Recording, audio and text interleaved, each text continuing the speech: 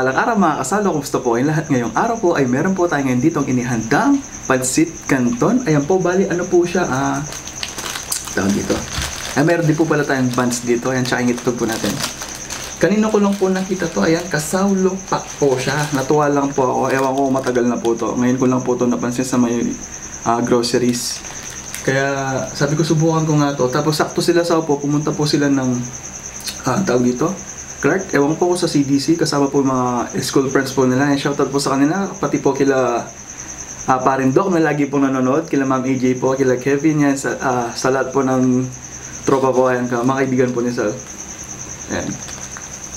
Tapos, happy birthday din po kay Ate Mariat, bukas po, birthday po niya, 16, ayan, happy birthday, Mimiet, ayan. Shoutout din kang Kevin, ang po kang Prince, ayan. Tara po, salo-salo po tayo, mga tampok yung Kapampangan.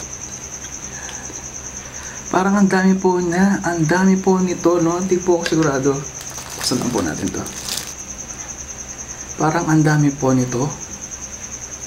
Parang ito rin yung kinain kong 10 noon, na may minukbang din po tayong 10. Ito na lang sa gitna.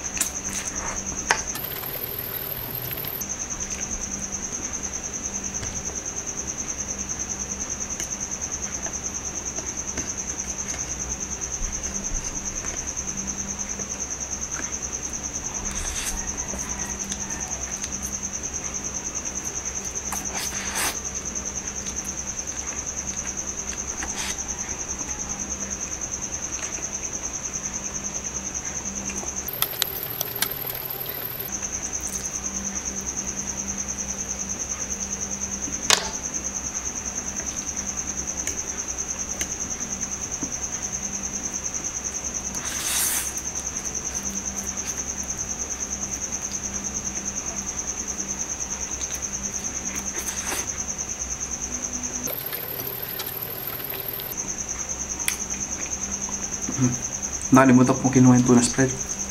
Para po sa dalawang buns na to.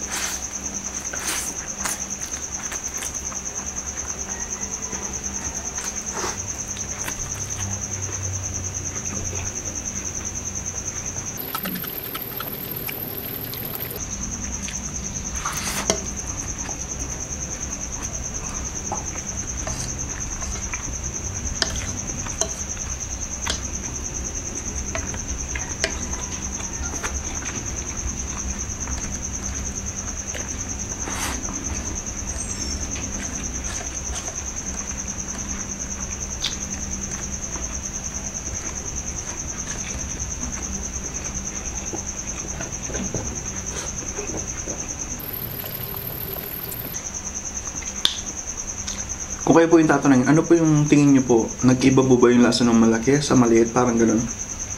Comment down below po.